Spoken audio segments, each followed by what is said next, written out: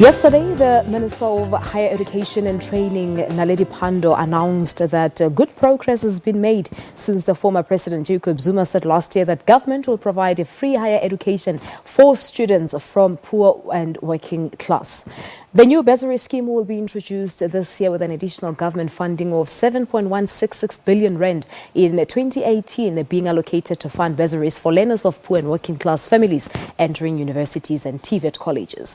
4.581 billion rand set aside for qualifying university students and about 2.585 billion rand for TVET college learners. To talk to us about the impact this will have on students, we're now joined by Wits SRC Secretary General Warren Makoga. Warren, good morning to you. Thank you so much for coming through. Good morning, ma'am. Thank you for having us. Now, last year in December when this initiative was introduced, there was confusion, there was misunderstanding on it. From where you're sitting as the SRC, do you have a clearer view as to how this is supposed to unfold? No. I think the government has failed us in the sense that they've failed to give us a proper framework on how the whole system is going to work. It's a trial and error situation, which has resulted in many students left homeless. So as the Wits SRC, for instance, we had to have around 400 students staying for free, giving them free accommodation on the basis that they did not have funding. But what's the problem? We had the minister yesterday, of course, announcing that now progress has been made. There is a clearer view on this initiative. Where do you think the problem lies? The problem lies with the administrative capacity that NSFAS has always had. I mean, the minister agrees with us, even states that you have had students who had applied last year who have still not been responded to. So if you have such a problem with a small minority of people, and now you're increasing the capacity with increasing the criteria and extending the scope, what makes you think that NSFAS can actually have the administrative muscle to deal with this?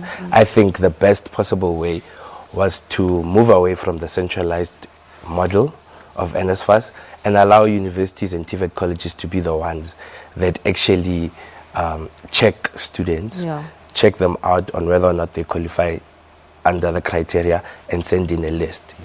So the whole centralization has caused a problem. I wanted to say it looks like it's a big problem because you also have students who are funded by NSFAS who have still not been allocated their funding for this year. Yes.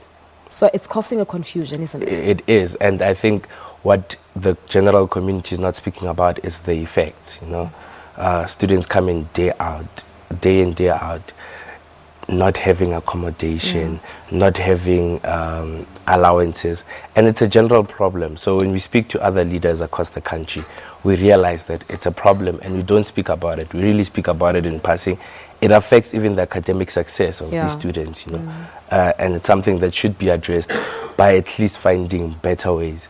And how we can maybe perhaps think of finding those better ways is by, one, establishing that this implementation has a problem, and we now have to deal with issues around decentralizing the administrative Quickly, the institutions, are they not able to assist in this regard? I mean, you're talking of the 400 students who are homeless as it is now?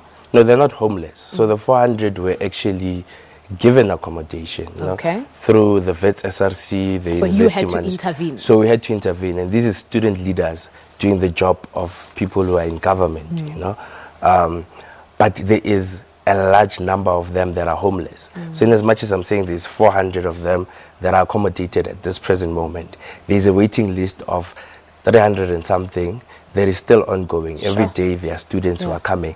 And when you look at it, many of these students are first years, fall under this new dispensation. It's really just administration. It is. Warren, we have to leave it at that due to time constraints. But as I said, this, of course, is a developing story. Would also invite the Minister of Higher Education in studio to talk to us about what you're talking about is your concerns as the students leaders. Thank you so much for coming through. Okay, thank you. Thank you so much to SRC Secretary General at Wits University, Warren Makoga, of course, talking to us about this new funding model. All right, 7 o'clock.